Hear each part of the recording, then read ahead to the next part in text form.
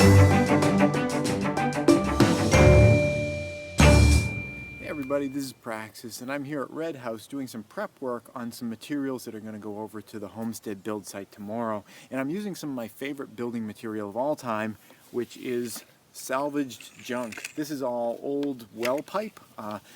Another neighbor that recently moved into this area, when they got there was all this well pipe that had been pulled out of the well. I guess like it had been redone and the previous people had just left it all there. They wanted to get rid of it, and I was thinking that this could be really useful stuff for me to run an underground water line from the house out to, like, the garden area.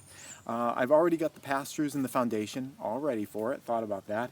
And at this point, I'm just going to have something that kind of runs out, and I'm going to follow what's called the daylight drain around the house. There's a perimeter pipe, drain pipe that's being put around actually tomorrow, and then there's a pipe that kind of runs out. So if you ever get a lot of moisture around the foundation, that will run out through this drain pipe, to daylight, and then just kind of drain away.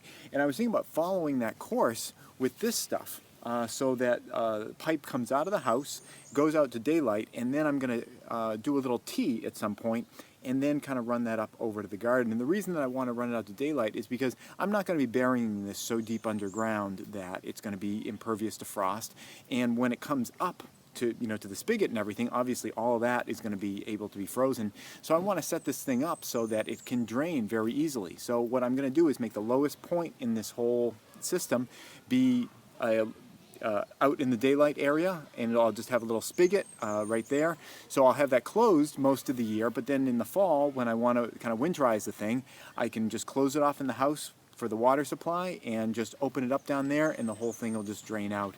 And I'm going to use this stuff to do it. Now, it was put together in a lot of small pieces. I don't really know what the deal was with that. It's like, some of these pieces are maybe only like 10 feet long or so, and they're using these little pipe clamps to hold them all together. But two of the longest pieces are 30 feet long, so I think I'm going to be able to make it work with those. But I'm just kind of dismantling the whole thing and, getting this stuff ready to be used, in the future if I have other uses for pipe. And one of the great things about this stuff is it cuts really easily. I'm just cutting right back behind these little barbs and get it in here. And it's really soft stuff. The saw cuts right through it. And I'm just gonna save all these pieces. Through? Almost. I always go slow at the end so it doesn't kind of catch and twist. All right. And then that gives me access to finish taking off all the rest of these little pipe clamps. Oop, I had it turned down. I think I overheated the battery on this thing yesterday. Actually, go to a lower, there we go. Well, it's really embarrassing for this to be happening on camera. All right, come on.